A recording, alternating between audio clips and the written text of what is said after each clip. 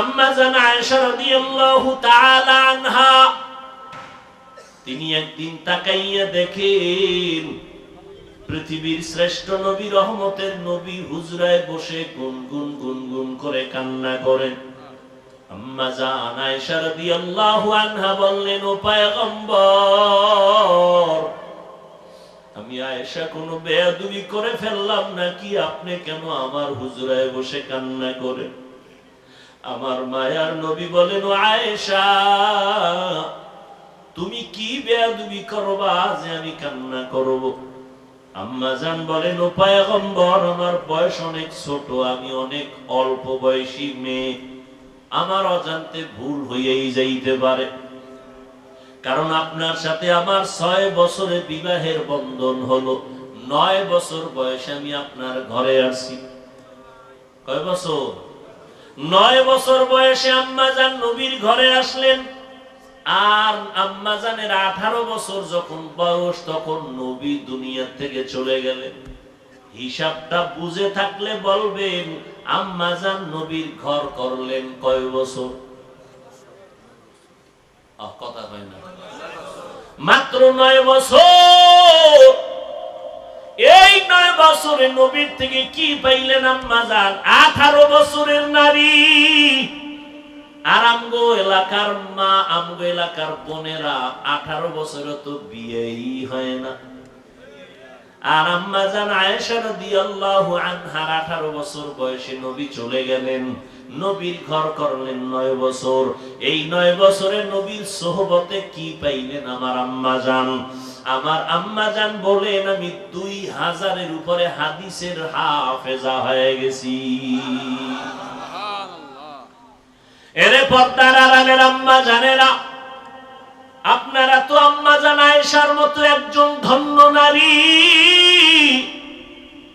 আপনারা তো খাদিজা রাদিয়াল্লাহু আনহার মতো দামি নারী, ফাতেমা রাদিয়াল্লাহু তাআলা আনহার মতো দামি নারী।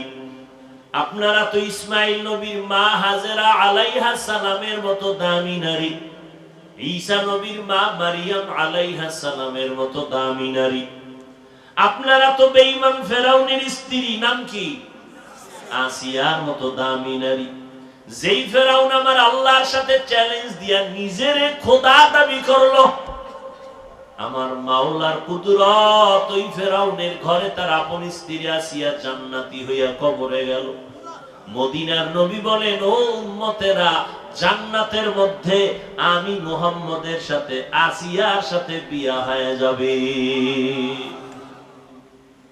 ও পর্দার আড়ালের আম্মা জানেরা, আপনাদের এত সম্মান আল্লাহ দান করেছেন। আপনারা নবীদের মায়ের মতো মা, সাহাবায়ে কেরামদের মায়ের মতো মা, আলেমদের মায়ের মতো মা। এই দুনিয়ায় যত সন্তান আছে ভালো, সব আপনাদের অবদান। আখিরাতের লাইনে হোক, দুনিয়ার লাইনে হোক, মায়ের অবদানের কারণে। চেয়ারম্যান সাহেবের ব্যবহার ভালো, এমপি সাহেবের ব্যবহার ভালো, কোটিপতির ব্যবহার ভালো, ওসি সাহেবের ব্যবহার ভালো, ডিসি সাহেবের ব্যবহার ভালো।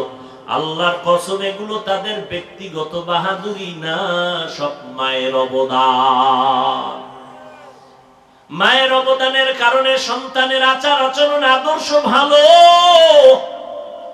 এই জন্য বলি, ও যুবক, মা বাবার দোয়া নিয়ে সামনে আগাও। মা বাবা যখন দোয়া করে আরশে আজিমে যাইতে মাঝখানে কোনো পর্দা থাকে না। আর ওই মা বাবার দোয়া না থাকার কারণে আজকে তোমার মতো কত বান্দা নামাজ পড়ে রাস্তায় গাড়ি চালায়, তুমি কেন পারো না? তোমার কপাল খারাপ। তোমার মতো যুবক নদীর মধ্যে মাছ ধরে নামাজ ছাড়ে না, তুমি কেন পারো না রে বাবা? তোমার মতো যুবক তাকায় দেখো, 5 বেলার নামাজ পড়ে র্যাব আর্মি পুলিশ বিডিআরের চাকরি করে, তুমি কেন পারো না?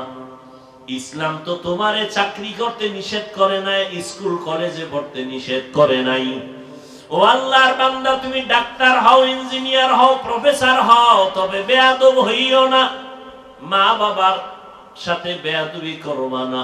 তোমার আচরণে যেন উলামায়ে কেরাম কষ্ট না পায়, মা বাবা কষ্ট না পায়, মুরব্বীরা কষ্ট না পায়। ওই মা বাবার দোয়া নিয়ে সামনে আগাও। ও পর্দার আড়ালের আম্মা জানেরা, আপনাদের মতো কত মা এখনো খুঁজলে পাওয়া যাবে, 5 বেলার নামাজ পড়ে, তাহাজ্জুদ পড়ে, সন্তানকে আদর্শ মানুষ বানানোর জন্য মেহনত করে, স্বামীর মাল খেয়ানত করে না, হেফাজত করে, 5 বেলার নামাজ পড়ে। ও আম্মা জানেরা, আপনারা কেন পারবেন না? আল্লাহর কাছে তওবা করে নেন, আল্লাহর আযাবকে মিথ্যা মনে করবেন না। আজকে আমিও প্যান্ট শার্টটাই লাগায় যদি দাড়ি কাইটা রাস্তায় চলতাম, কেউ আমারে বাধা দিত না।